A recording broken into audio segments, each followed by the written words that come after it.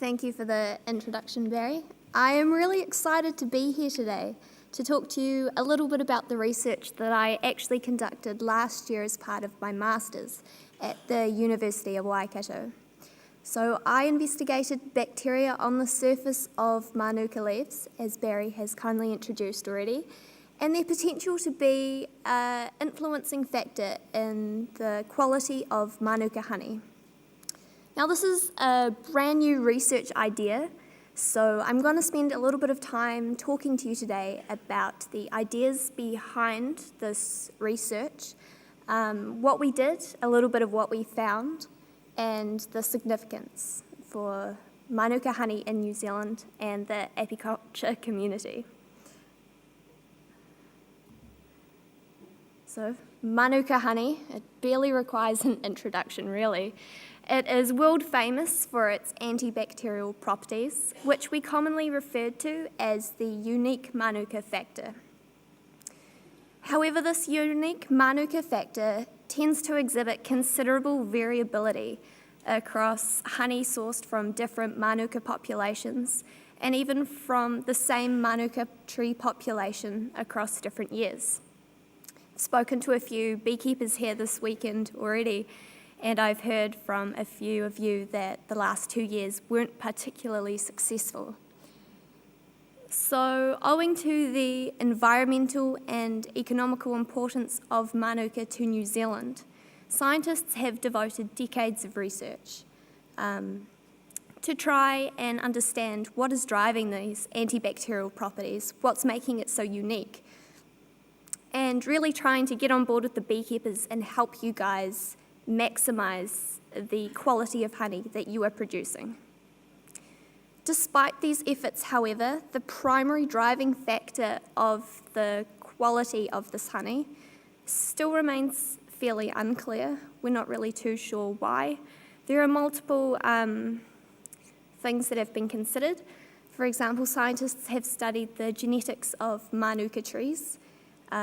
They've even looked at the varying environmental conditions and how this affects nectar and the quality, the amount of nectar that's produced in the flowers. There has even been studies that have looked at the bacteria in the soil of these trees. But yeah, we need to investigate something new, something different perhaps, which is why I'm going to talk to you a little bit about the leaf surface. So let's talk a little bit of microbiology. The leaf surface provides an enormous habitat for microorganisms. For those of you that don't necessarily believe me, there's a small image, electron microscope image of the leaf surface, and those little round things that you see, they're the bacteria. And on the leaf surface, there's heaps, hundreds, if not thousands. So the phylosphere is a relatively unexplored microbial habitat. And recent research is only beginning to gain more and more scientific interest. But what we have found so far is that these phylosphere bacteria, they do play an important role in the host plant health and fitness. And you may be thinking, okay, you're right, these bacteria are really doing a big job here. But they are. They are so important that they have been likened to the bacteria that live inside our human stomachs. So we, as humans, possess about 10 times more bacteria in our stomachs than we do human cells. And so why on trees wouldn't they be just as important? They've been found to modify plant hormone production, increase plant growth, and even increase the resilience of plants to disease and adverse weather conditions. Now I need to quickly introduce you to this term, core microbiome, because otherwise my results won't seem as exciting as they actually are. Core microbiome, fancy biological term for the good stuff. So on the leaf surface, there is a large number of bacteria that are probably good, harmful, the pathogens, or neutral, What we're really interested in is the core microbiome, the good bacteria.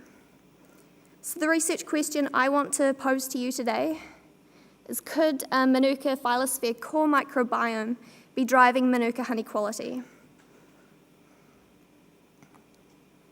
So very quickly, our research aims, because this was a brand new study, the Manuka phylosphere had not yet been investigated before.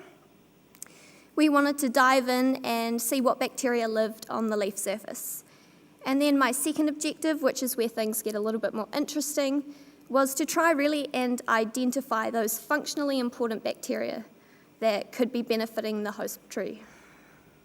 This was to be done by using bacterial DNA, and identifying the functionally important bacteria would be done by comparing the soil and leaf bacteria, starting to predict a bit of the physiology, and searching for that core microbiome. So, what did we find? Well, we found a Manuka core microbiome. 10 bacterial species were found on all of the tree samples that we collected across the North Island. And that is really significant, that these 10 bacterial species were found on all of the Manuka samples. Now, these samples weren't just within close proximity of each other either.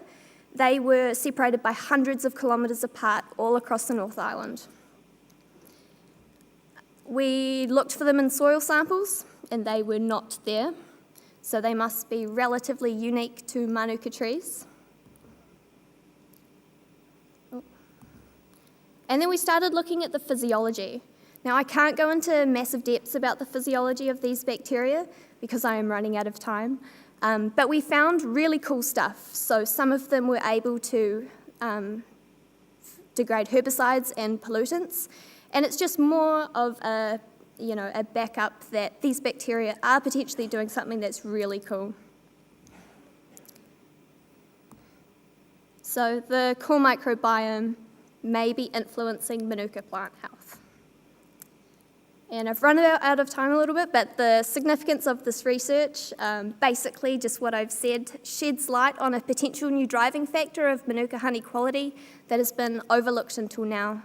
And it is the first step towards the development of a potential microbiological agent that could be used to promote the quality of Manuka honey and the booming Manuka honey industry within New Zealand. So, thank you.